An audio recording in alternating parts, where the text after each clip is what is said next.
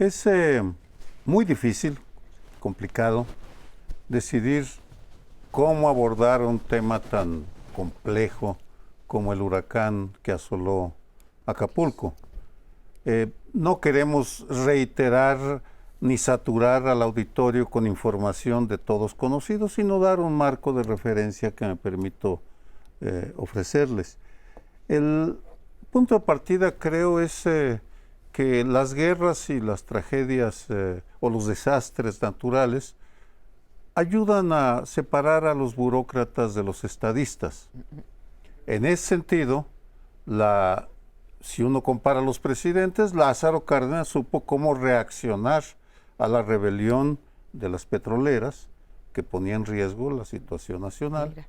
Y Miguel de la Madrid y Andrés Manuel López Obrador simplemente no supieron. No me detengo en de la Madrid. Él era presidente durante aquel famoso temblor de 1985. Me detengo unos segundos en Andrés Manuel López Obrador, porque lo que recordamos desde el viernes, sábado, domingo es la manera tan errática como reaccionó a una tragedia de la cual no es responsable, sería absurdo responsabilizarlo, pero ante la cual no supo anticiparse como gobierno para avisar a la población de Acapulco que se venía algo mayor, y luego al día siguiente demostró uno de los rasgos más inquietantes de su personalidad, que es su incapacidad para relacionarse con las víctimas. Por razones que podrían llevarnos muchos derroteros, no sabe cómo tratar a las víctimas, las evade, las ignora, y también hizo lo mismo porque salió corriendo por una camioneta con la cúpula de la seguridad nacional a un estado dominado por los narcos. Bueno, absolutamente, perdón, termino, y ese es, creo que a partir de ahora lo que uno esperaría es que se centre en las víctimas, que es lo que realmente importa. Bueno, ya que referías esta capacidad que han demostrado algunos y esta incapacidad que han demostrado otros expresidentes, yo quisiera mencionar, y viene muy claramente expuesto en un artículo de Samarripa del día de hoy, cómo operó Zedillo con el Paulina, con el muy dañino evento de estas cosas naturales, porque empezó a anticipar una serie de cosas para prevenir a la población, para establecer comedores calientes con el ejército, sí, pero en una cuestión de emergencia prevista, para sacar a la gente que pudo, para crear una serie de cosas como poner plantas eléctricas, llevar plantas eléctricas porque era previsible que iba a haber falta de electricidad. Y todo esto contrasta mucho con el tratamiento tardío, o que no anticipa prevención, que no hace un movimiento. Por ejemplo, el presidente se va por carretera y tarda 10 horas en llegar, teniendo los aviones de la Fuerza Aérea y funcionando el aeropuerto de Acapulco. Entonces, ¿por qué se tarda tanto para ir y para dar sus instrucciones a la defensa, a la marina, cosa que hizo el día de hoy? Pero el reporte de lo que han hecho el gobierno, la defensa, la marina y la Comisión Federal de Electricidad, pero no con la anticipación que pudo haber tenido el miércoles mismo. Esta es una cosa que me parece muy importante de destacar. Yo me remitiría, digamos, a la singularidad del hecho. Por supuesto, todo lo que han dicho ustedes es muy, muy importante, pero el hecho es un huracán que golpea una ciudad que está herida de muerte.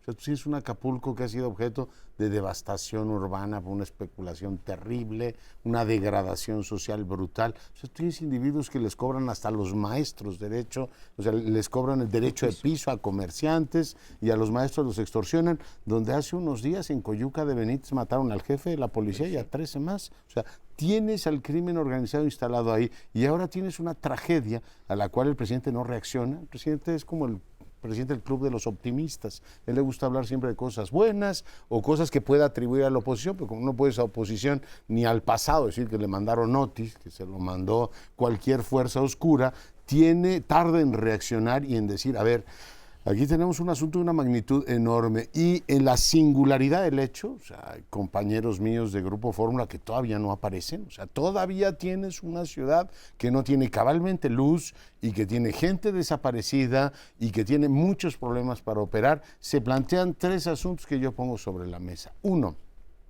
¿hay control o no hay control de parte del gobierno local del territorio? Las fuerzas del crimen organizado que han demostrado que en periodos, llamémosle así, normales, ya tienen una fuerza territorial enorme, ¿ahora recuperarán o controlarán la ayuda y la distribuirán ellos? 2, el tema presupuestal. La Cámara de Diputados está por aprobar el paquete y más allá de si hay 13,000 o 18,000 millones, el presidente le va a tener que destinar de algunas de sus prioridades magnas dinero para la reconstrucción de Acapulco. No queremos una Nueva Orleans decadente 3 o 4 años, sino una inversión masiva en un Acapulco para sacarla del agujero. Ahí hay una decisión de los próximos días que va a tener que tomar esta legislatura y la va a tener que tomar el presidente. ¿De dónde vas a sacar dinero para apoyar a toda esta gente? Y la otra es una mínima autocrítica sobre el sistema de protección civil. No podemos, ahí tenemos otro evento en Chiapas, tener otro meteoro y protección civil distraída porque el gobierno está organizando elecciones o haciendo otras cosas. Eso no se puede repetir. Yo creo que hay 3 puntos ahí particularmente sensibles. Estoy de acuerdo, son particularmente sensibles y además se montan sobre este Acapulco con una población de 850,000 personas que viven absolutamente del turismo, ¿sí? Y por más eficaz, más eficiente que sea nuestro gobierno y se reconstruya rápidamente, estaríamos hablando pues de que ya se perdió la temporada navideña y que toda esta gente vive de los ingresos del sector turístico, ¿sí? Uno de los estados más pobres. Leonardo, te apuesto a que no va a haber, pero bueno, ya me lo reclamarás el lunes que entra, que no va a haber una reasignación presupuestal. Ya dijo Hacienda que tienen pues estos 17,000 millones de pesos cuando los cálculos que están haciendo es de 20,000 millones de dólares para poder reconstruir más o menos cabalmente. Yo quisiera poner otro tema sobre la mesa, aunque corrigió en el intermedio, hoy en la mañana sí remata la mañanera. Él empezó diciendo el jueves que no quería a ninguna autoridad civil de ningún nivel de gobierno metiéndose en esto, que esto sería monopolio de las autoridades de las Fuerzas Armadas, Marina y la Defensa, y que mucho menos quería a la sociedad civil ahí metida, cuando hay muchas organizaciones de la sociedad civil que se dedican precisamente a esto. Luego medio que corrige, pero bajo el monopolio de Defensa y Marina, pero hoy cierra diciendo vamos a entregar directamente y sin intermediarios todos los programas sociales. Creo que es un ingrediente para el fracaso de la estrategia, probablemente éxito político, en el sentido de que hemos visto cómo se están entregando las ayudas Gobierno de México, incluso hashtag es Claudia, pero es digamos, punible que se esté haciendo esto. Yo, como me gustaría abordar la discusión, es el antes, el durante y el después. El antes y el durante me parece que queda reprobado. Se puede reivindicar el gobierno de la República con el después. Tal vez pensando en el mayor lastre de la reacción del Estado y sobre todo el gobierno federal, la clave la dio en su columna de hoy Leonardo Curcio cuando narra que busca a la titular de la de Protección Civil el miércoles que fue el miércoles por la tarde para pedirle información y lo remite a la mañanera. Es decir, tenemos a un Estado subsumido, embrujado. Autoembrujado por la necesidad de que todo salga a través de la mañanera, lo cual mete en un cuello de botella la información porque además de la mañanera sale información que luego es corregida por la realidad. Y pongo como ejemplo la disputa si se podía llevar ayuda directamente o tenía que entregarse al Ejército y la Marina. El presidente repite 2 veces, sí quiero que se entregue al Ejército y a la Marina, en Chilpancingo o donde sea. Y luego Jesús Ramírez Cuevas, el de la presidencia, el ministro, el zar de la comunicación de la presidencia, dice, no, sí puede llevar la sociedad. Entonces, ¿a quién creerle? ¿A Jesús o al presidente? ¿Al padre o al hijo? Al padre o al hijo. Al Espíritu Santo. Bueno, yo creo que hay que creerle a los dos en su parte proporcional, atinada o desatinada, como ustedes prefieran.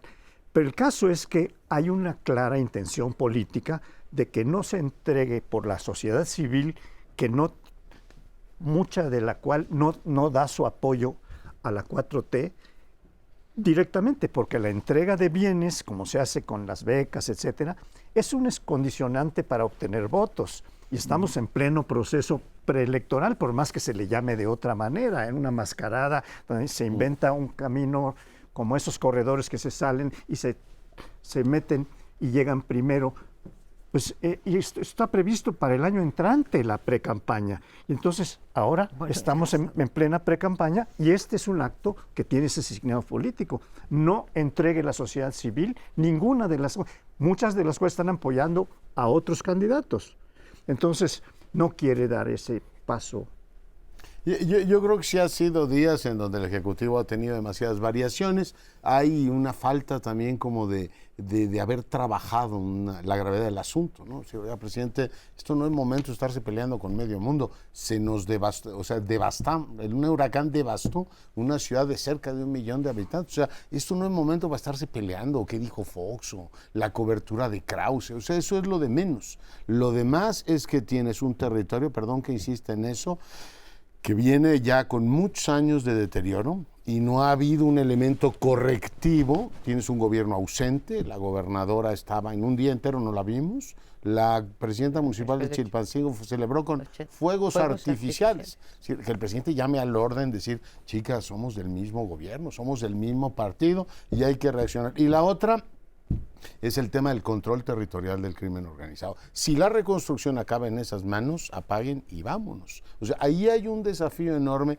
de imponer orden, un orden de Estado, decir, a ver, aquí están las fuerzas públicas actuando con la racionalidad de un Estado democrático y moderno.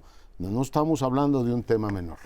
Creo que el desafío, y hay que reconocerlo, es en efecto enorme para cualquier gobierno, el más competente o el más incompetente. A mí me parece que el de López Obrador ha mostrado con creces su incompetencia comunicacional y logística en este caso, pero aún así lo que viene hacia adelante es de una dimensión gigantesca. Ya no puede decir hoy benditas, si no lo ha dicho, benditas redes sociales, porque por ahí es por donde nos hemos hecho alguna falsa, seguramente, nos hemos hecho de información, pero llenando un vacío informativo. Al día siguiente del huracán, compañeros, se fue al Estado de México porque ya estaba agendado. Yo diría, bueno, pues es que las víctimas del huracán no agendaron, ¿sí?, a tiempo su tragedia, pero estuvo con Delfina Gómez en un evento que duró 54 minutos y no le dedicó ni una palabra, ni una, a las víctimas o a Acapulco. Como ha tratado a los adversarios, me parece una cosa... ¿Puedo agregar algo? Hoy publica El Financiero una encuesta muy interesante. ¿Sí? La aprobación del presidente se mantiene alta, pero hay una división en la forma en que ha atendido el asunto. La opinión pública claramente está dividida en ese tema, ¿no? Y creo que es importante verla. Una última reflexión sobre su rencor contra su odio a las clases medias y sus candidatos Clara Brugada y Omar García Harfuch buscan el apoyo de las clases medias. Sí, es que la Ciudad de México. ¿Lo quieren o no lo quieren? No la sociedad civil. Pues ya lo sabremos porque discutiremos el tema. Por ahora nos despedimos.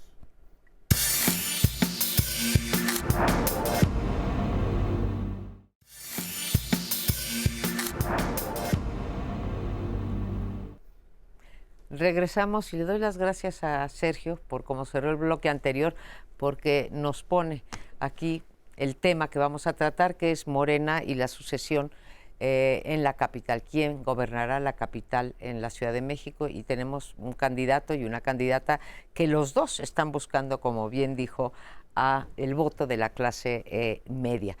Creo que hay que poner, bueno, primero nos enteramos la semana pasada que van a posponer, hoy íbamos a saber quién era el ganador o ganadora en las encuestas, pero por un motivo que no podemos creer mucho, que es que el INE confirmó en efecto que serán 5 mujeres y 4 hombres los candidatos a cada una de las, a las 9 gubernaturas que se van a contender el año que viene, y esto pues los hizo, yo creo que pues tener que hacer un análisis muy puntual de dónde se tiene oportunidad o no de ganar, y sobre todo de dónde pudiera los candidatos o candidatas no elegidos pudieran hacerle un hoyo a Morena, causar una división interna que disminuyera las posibilidades del triunfo de Morena versus la oposición.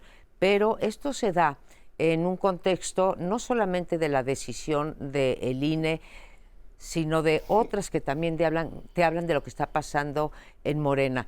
La semana pasada, la semana pasada va Claudia Sheinbaum, la candidata presidencial, o precandidata, como le queramos llamar, ya me cansé defensora de la 4T. Defensora de la 4T, al Estadio Azul, y se encuentra con un medio vacío o 3/4 vacío, y esto se achaca directamente a un boicot por parte de Morena que quiere a Clara Brugada. Entonces ya ese es un primero. El segundo, creo que para Morena en general, no necesariamente con Morena, es lo de Olga Sánchez Cordero, que sufre un revés. La unidad de Morena yo creo que con un muy buen discurso de Olga Sánchez Cordero en contra de la opinión del presidente.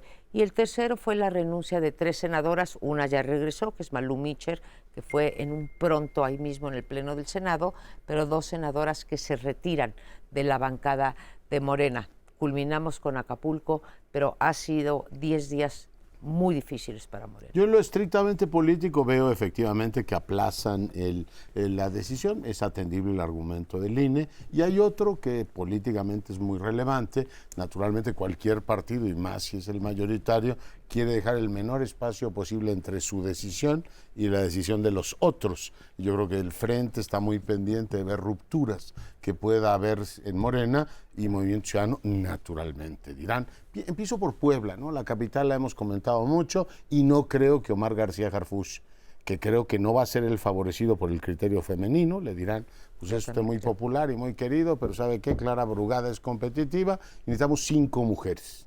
Ahorita si quieren hacemos hasta quiniela, ¿no? Yo veo claramente a Rocío Nale, podría entrar Clara Brugada, y quedan 3 pendientes. En Puebla, por ejemplo, tienes un líder del Senado, Armenta, y tienes a Nacho Mier, primos, legisladores de 2 cámaras. Si rompe uno, si eligen a uno, el otro rompe. Puede romper. O sea, Armenta lo ves fácilmente en el Frente o en Movimiento Ciudadano, diciendo soy candidato, con lo cual Morena lo que hace es pues, tratar de ganar el mayor tiempo posible y los consensos. Decía, tienes que confeccionar una alineación con 5 mujeres. No está fácil, hay como punteros en la mayor parte de las entidades, y el criterio es tienes que meter mujeres competitivas, y ahí los propios estatutos de Morena son los que rigen. Y el último punto, que no es menor tampoco, para hacer cuadrar o los últimos 2, para hacer cuadrar todo el rompecabezas, es ¿qué le das al Verde y qué le das al PT?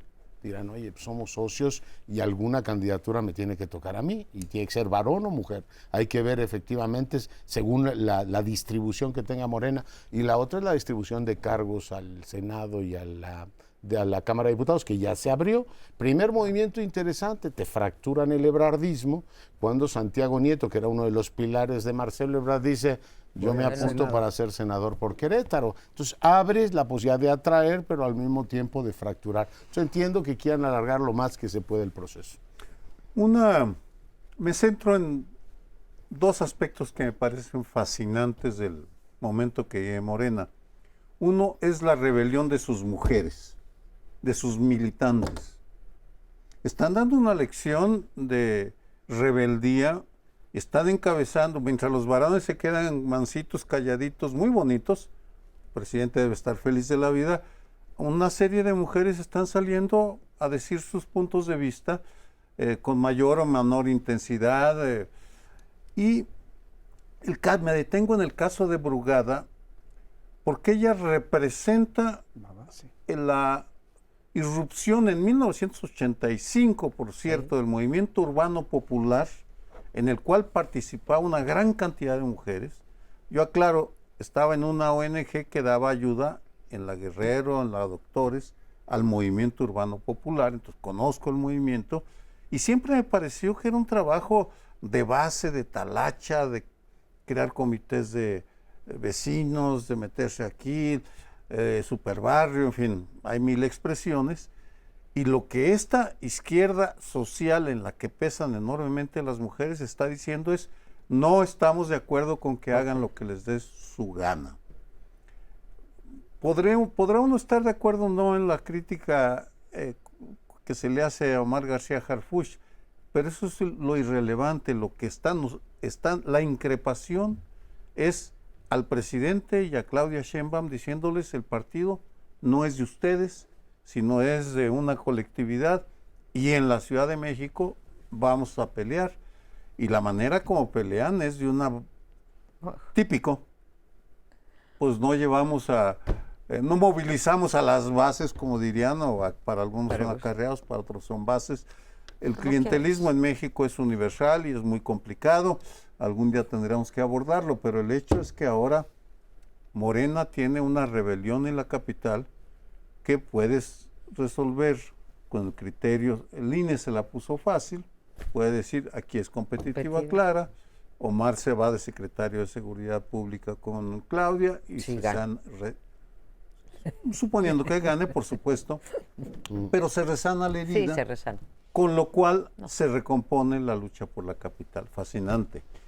Bueno, yo quisiera regresar un poco a lo de la clase media o las clases medias, Sí. porque desde el punto de vista sociológico se ha dividido en clase media alta, clase media media y clase media baja. En términos de Chava Flores era la medio jodidona, ¿no? Esa es la que tiene como posible base de votos Morena, la de la media baja. Pero hay que recordar lo que pasó en 2021. Morena y sus aliados perdieron la capital, la mayor parte de las delegaciones, antes delegaciones, ahora alcaldías, y todo el corredor azul que era antes, el Estado de México, intensamente conurbado con la Ciudad de México, ahí perdieron.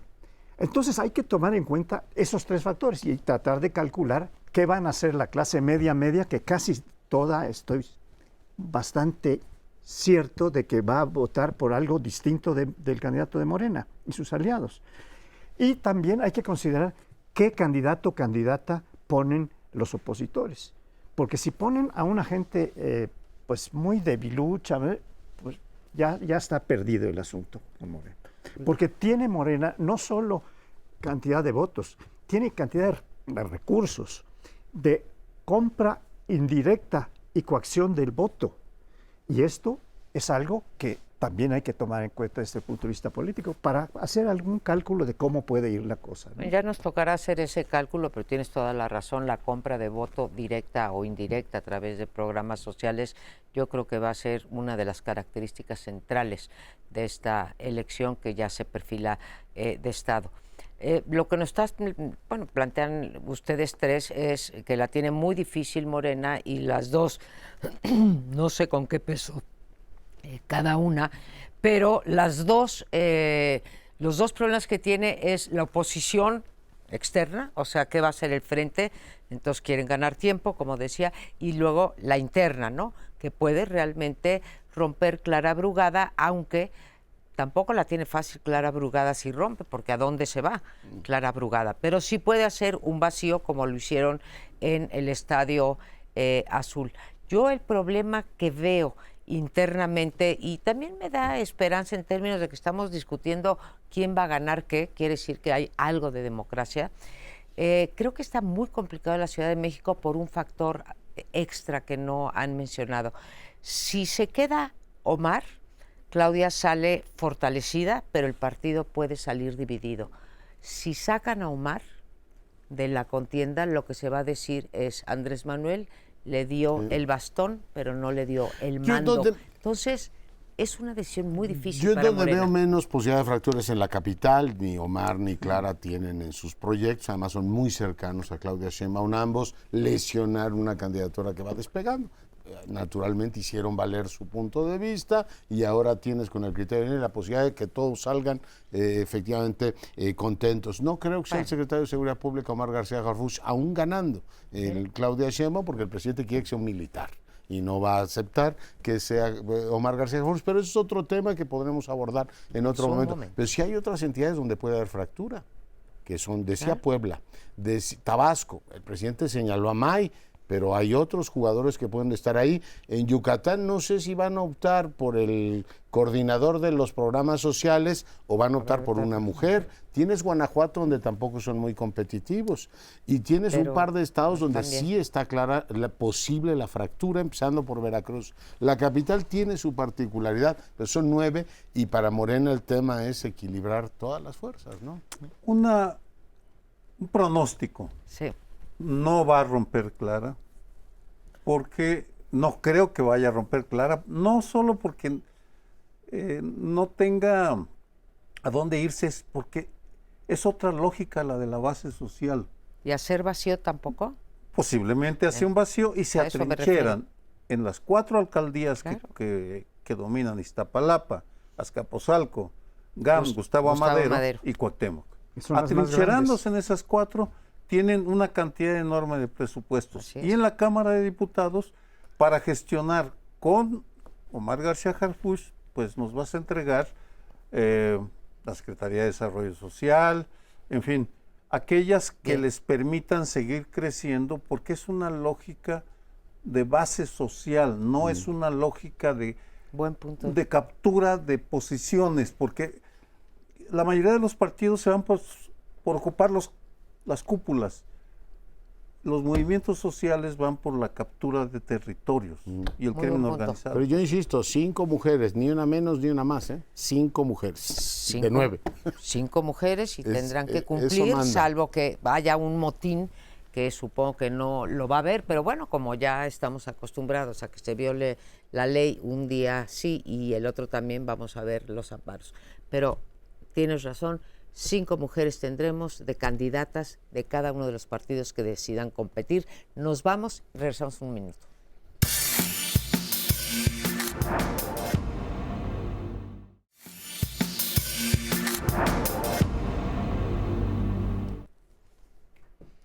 Vamos a tratar ahora en este bloque, les propongo, la situación en la que está Movimiento Ciudadano en relación con su posible candidato presidencial, candidata, pero hasta ahora no han aparecido, hasta donde yo veo, ninguna candidata, sino son puros candidatos los que se mencionan. Se menciona a Samuel García, a Marcelo Ebrard y al propio Dante Delgado, como hombres nada más. Pero sí están en un problema muy serio. El primer problema lo acaba de revelarse la semana pasada, en donde el Congreso de Jalisco le hizo una jugada muy fuerte a Movimiento Ciudadano. Le nombró a un gobernador interino. De Nuevo León. De Nuevo León, quiero decir. Perdón, de Nuevo León. Creí que estabas hablando A de Samuel Alfaro. García le hizo una jugarreta, porque Samuel García había propuesto que quedara su secretario de gobierno al frente, tomando una disposición que no es la de la Constitución de Nuevo León, sino la Constitución Nacional. Y en este caso hay que aplicar exactamente lo más específico, que es la de Jalisco, porque se trata del régimen interno. El gobernador es parte del régimen interno y eso debe atender a la Constitución, en donde los hace un Estado libre y soberano para lo que se refiere a su régimen interno. La segunda cosa es que está en duda qué va a hacer, desde hace mucho tiempo, qué va a hacer Ebrard, pero por lo pronto hay dos opciones. o se va como candidato de Movimiento Ciudadano, lo cual está siendo negociado paralelamente a las negociaciones que aparentemente están corriendo con el propio partido Morena y sus aliados. De decir, bueno, yo me quedo aquí, pero me van a dar el 26, 27% de lo que yo saqué en las encuestas en posiciones de la Cámara de Diputados, de senadores y en las otras posiciones. Claro. Y eso está ocurriendo con una gran confrontación en esos dos frentes, ¿no? Yo creo que hay 4 líneas interesantes, ¿no? Para Movimiento Ciudadano. El primero es que la dirigencia nacional se descontamine el caso Segalmex y determine que no hay absolutamente nada que los vincule con ellos. Ese es un asunto potencialmente radioactivo. Lo segundo es Nuevo León. Claramente, pues el gobernador se entregó al PRIAN que tanto criticaba. Nunca digas yo dejo esta silla, porque el que se fue a la villa perdió su silla y perdió verdaderamente de una manera lamentable un argumento jurídico, porque en su propia carta decía me voy por 30 días o por 6 meses, ¿no? Entiendo que era la variación. Finalmente le dijeron, pues le tomamos la de 6 meses, ¿no? Porque ya que se va, pero eso se lo sabe hasta mi perro que no estudió ciencia política, es decir, Ni derecho, enemigo que marcha puente de plata. Digo, Samuel ahí sí se vio extraordinariamente ingenuo. Además le dicen, te nombramos un enemigo político, tú aquí ya no regresas. Y creo que perdió el gobernador de Nuevo León. Jalisco resuelve el tema Alfaro y bajan a Clemente Castañeda, le dicen tú te bajas y la sucesión la controla, a pesar de que el favorito de Alfaro era Castañeda y supongo que pactarán por el alcalde de Guadalajara, pero resuelven ese tema en donde son muy competitivos. Y la otra, pues por descartes ya les queda Marcelo Ebrard como la principal opción. Traes un Marcelo Ebrard que pierde crecientemente capital en el plano público, porque la verdad es que todo el mundo dice, oiga, ¿y qué va a hacer el señor? Y te trae anuncios, y la verdad es que cada vez se constata que su equipo más cercano se va colocando en otros frentes.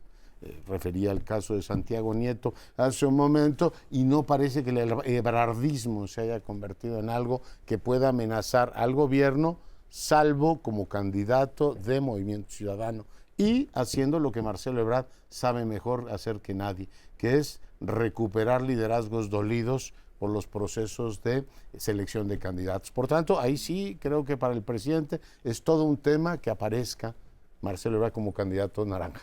Yo creo que es un tema favorable al presidente si aparece como candidato de Movimiento Ciudadano. Le conviene al presidente López Obrador. No dudo, esto sí es especulación, no es dato duro, no dudo que incluso lo esté propiciando. Y dada que me levantan las cejas los doctores Curcio No. y y el bajo las doctor, cejas. por favor, Aguayo, digo por qué. Yo creo que el presidente con sus encuestas tiene temor a que sea una elección cerrada e incluso no descarta el escenario de perderla. Marcelo Ebrard o Movimiento Ciudadano, quien sea el candidato ciudadano, le quita efectivamente votos al Frente Amplio. Así que yo creo que ya sea Samuel García, ya sea Dante, ya sea el propio Marcelo, le conviene al presidente que haya un tercer nombre en la boleta. Segundo, sin duda jugó pésimamente mal sus cartas. Samuel García cometió un error de párvulos. Vamos a ver si todavía puede recomponer un poco con esto del Tribunal Electoral, que diga, oigan, sí, pero no puede quedarse el presidente del tribunal, por esto de que si es renuncia o es Licencia. renuncia Licencia, o ¿no? licencia.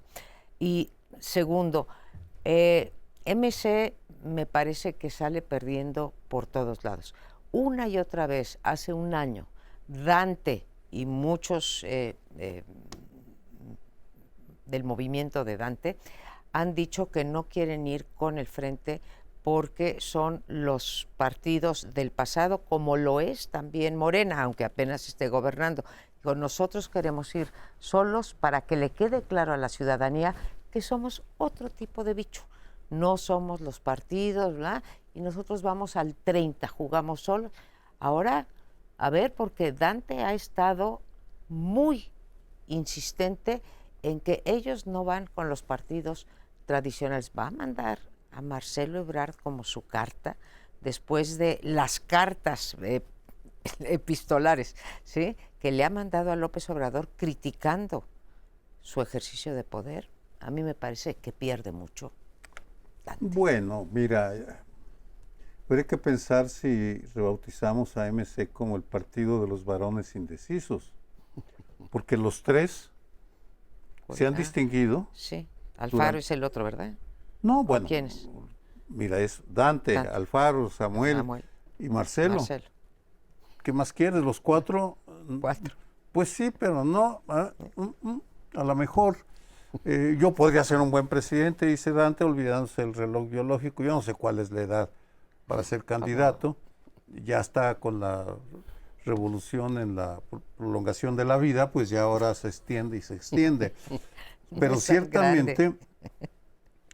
el caso de Marcelo me lleva a una reflexión. Yo no soy encuestólogo, pero ¿es posible extrapolar el veintitantos por ciento que recibía como precandidata, como corcholata de Morena a MC? ¿O estamos hablando de dos animales diferentes? No, de dos animales diferentes. Porque hoy Viridiana Ríos decía en Milenio que Omar García Harfuch no logra entusiasmar a las clases medias. Desafortunadamente no aclara en cuál es su base, pero yo me pregunto, ¿a quién le quitaría votos? No lo sé. Simplemente lo ignoro.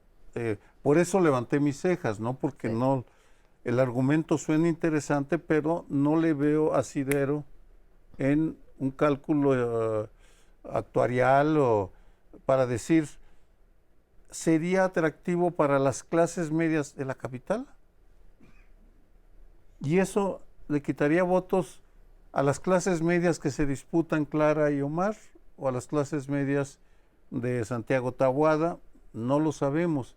En ese sentido creo que es un partido de varones indecisos y de fantasías ¿Me no permites 15 demostradas. segundos? Nada más con eso de que a quién le quitas votos, los encuestadores se hacen bolas en que a quién le quitan votos, pero una cosa, si hay 3 nombres en la boleta, le quites a quien le quites, ¿sí?, tienes una división del voto, ¿sí? Y por lo tanto tienes menor votación en el uno o en el otro. Claro. Gracias, Pauli. No, mucho gusto. Yo creo que esto de a quién le quita votos, un tercer nombre en la boleta, particularmente el de Ebrard, porque el propio López Obrador ha dicho en sus mañaneras que Ebrard lo que tiene son las clases medias o las preferencias de las clases medias. Entonces, se los puede quitar fundamentalmente o en mayor proporción al FAM, al Frente, pero yo fui convencido por una argumentación de Crespo en un programa anterior, diciendo, si va Ebrard a la boleta con Movimiento Ciudadano, se lo va a quitar a los dos. Claro. Sí. ¿En qué proporción? Pues no sabemos exactamente, es una de las interrogantes que están. Entonces, bueno, pues yo creo que este es un tema. Yo levantaba las cejas porque el presidente ha sido un enfático defensor de Samuel. Todavía en esta última crisis, ¿no? Yo defiendo a Samuel. No me puedo meter más, pero Samuel es muy buen chico y estos del PRIAN lo han tratado muy mal. No, le encantaría poder tener a Samuel en la boleta. Claro. Marcelo Ebrard te mete un lío impresionante. Además, yo creo que Samuel se entusiasmó por el resultado electoral en Ecuador. Y dijo, joven, con esposa influencer, ganó la presidencia contra todo pronóstico, igual se me cumple a mí. O sea, parte de estas imágenes que te explican la toma de decisión tan torpe que ha tenido para salir del gobierno, porque los organismos empresariales le dijeron, oiga, usted hizo campaña diciendo que iba a gobernar los 6 años, y mire, a la primera que puede nos deja en la estacada. Pero Marcelo Ebrard de candidato es kriptonita pura para Superman, te va a dividir buena parte, no del, digamos, voto en un sentido amplio, pero toda la estructura de Morena territorialmente, Marcelo Ebrard la conoce y hablábamos en el bloque anterior, se va a ir fracturando y el trabajo de ir trayendo liderazgos locales le puede dar una fuerza tremenda que para el presidente es inquietante. Yo creo que estás exagerando con eso de Marcelo Ebrard y su posible votación, y la levantada de cejas era porque yo sí creo que el presidente, sea quien sea el de Movimiento Ciudadano, quiere a un señor en la boleta. Sí, si es para Marcelo o es Samuel, da igual. Yo también quisiera haber escrito una enciclopedia y que publicada por en Francia, pero pues no sé. Pero escrito tenemos que grandes irnos, obras. discúlpenme, pero estamos al punto de terminar este bloque. Nos vamos al siguiente.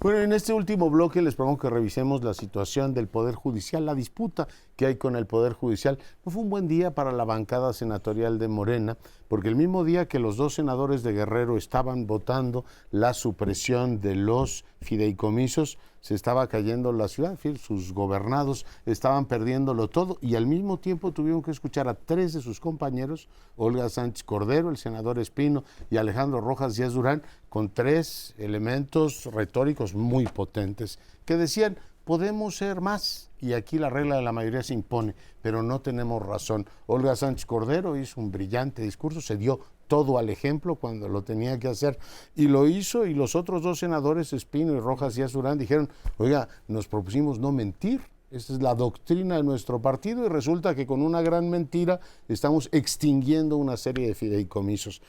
Dejo ahí el episodio y manifiesto mi inquietud porque el poder económico de este país no parece darle relevancia o la relevancia que tiene al hecho de que eso haya ocurrido, y 2, que el presidente esté encartando la lucha contra el Poder Judicial como parte de la campaña, ¿no? Para el 24 dice: queremos una mayoría para modificar la integración del Poder Judicial, y tengo la impresión de que oyen eso como si se tratara de un cambio al frente del Servicio Meteorológico Nacional. Es decir, oiga, estamos hablando del equilibrio de poderes en este caso república, no quiero ni imaginar lo que va a pasar en las siguientes. Bueno, veo otras repúblicas sudamericanas y hay un candidato Milei en la Argentina que dice que hay que disolver el Banco Central, y bueno, ¿dónde se le ocurrió semejante barbaridad? Bueno, aquí al nuestro se le está ocurriendo disolver el Poder Judicial, y se trata el asunto como si fuera parte del menú del debate político ideológico, y yo digo que reviste una enorme gravedad, y me remito a los 3 discursos que refería, al de Sánchez Cordero, al de Espino y al de Alejandro, para decir: si estamos ante algo muy grande. Una cosa es que el presidente les haya jurado venganza a los ministros, particularmente a Piña, y otra cosa es que se pueda dinamitar el Estado usando un mayoriteo absolutamente desentendido de las reglas y las finalidades. A ver, no entiendo. Adelante.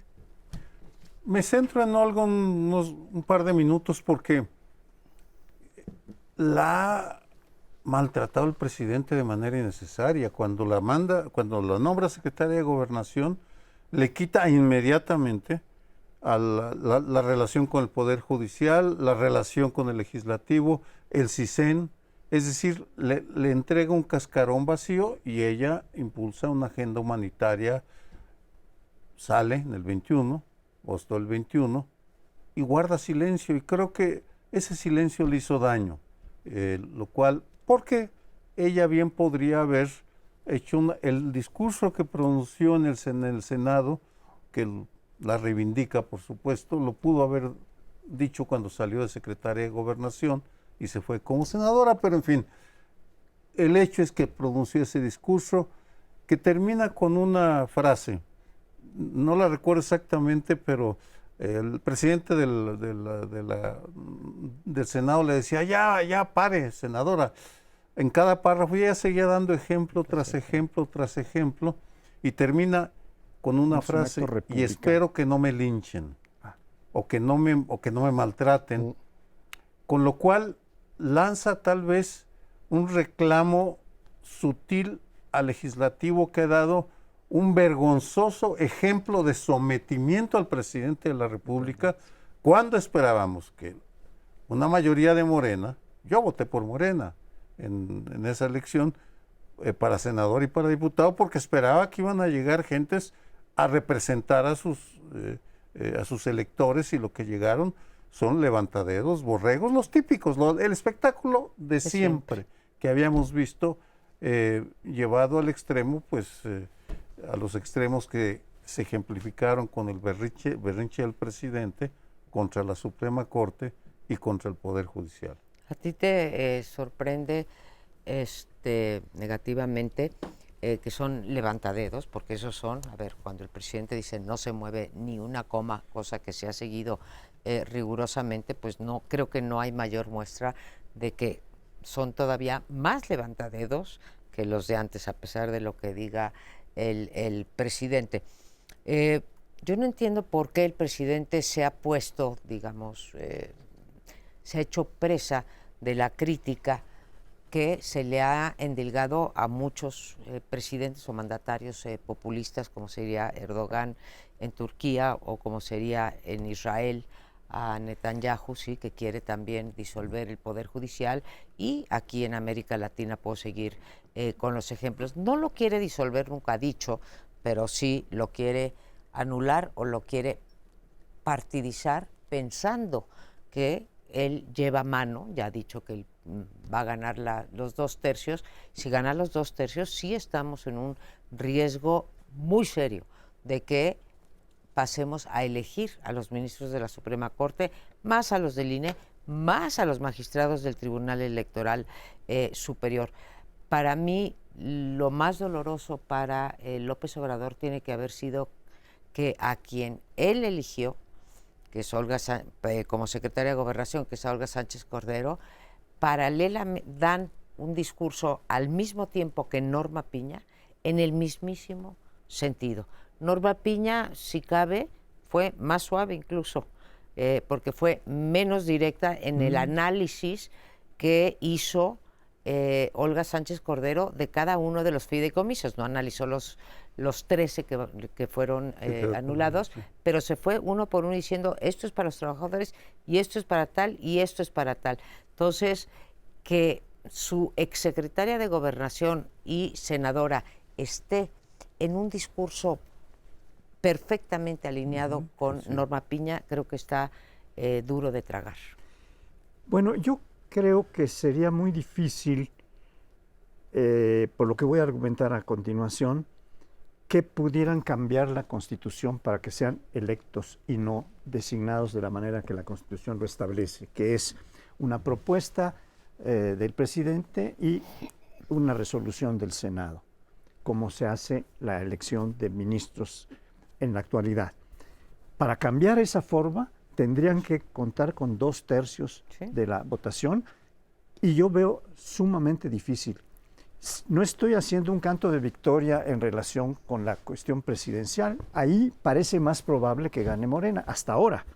Pero para la votación se viene con un voto muy especificado y diferenciado. No votan por un solo partido, y sobre todo en los estados en donde los legisladores tienen su propia clientela y tienen su propia forma de pensar, que son muy vinculados la mayor parte a lo que es el Frente Amplio. Por eso pienso que, y la otra cosa que yo quisiera decir, pienso que va a ser muy difícil que se elija a los miembros de la Suprema Corte, a los ministros.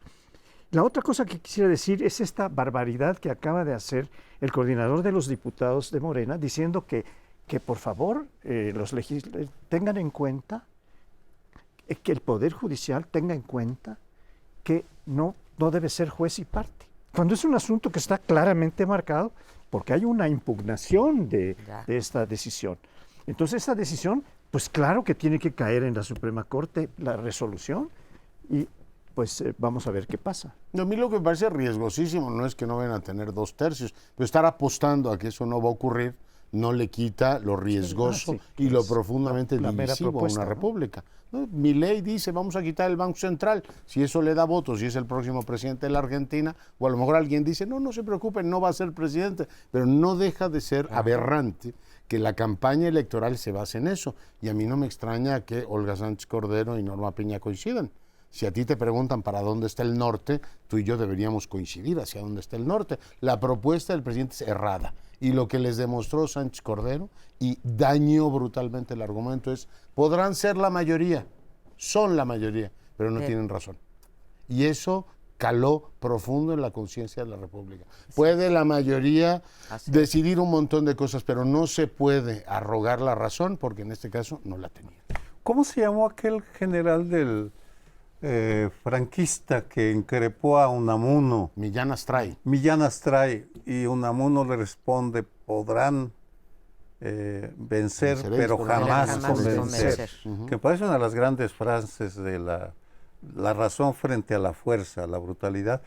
Y tal vez lo que estabas describiendo, pensaba qué nombre darle a ese comportamiento de la mayoría de la fracción de Morena en el legislativo. Un tipo de castración intelectual, no química, sino intelectual. Sacrificio simbólico a la Belisario Domínguez, en el cual le cortan la lengua y los mandan a repetir frases hechas sin ningún sentido. Es vergonzoso leyendo, porque bueno, es uno de los trabajos que tenemos que hacer aquí, es leer lo que dicen de quienes vamos a hablar, a quienes vamos a analizar. La autonomía intelectual, ¿no? De intelectuales, legisladores, pero todo el mundo tiene que tener, decir, una cosa es la lealtad política y otra es comulgar con ruedas de molino. Pero nos tenemos que ir. Muchas gracias por su compañía. Nos vemos aquí la semana próxima.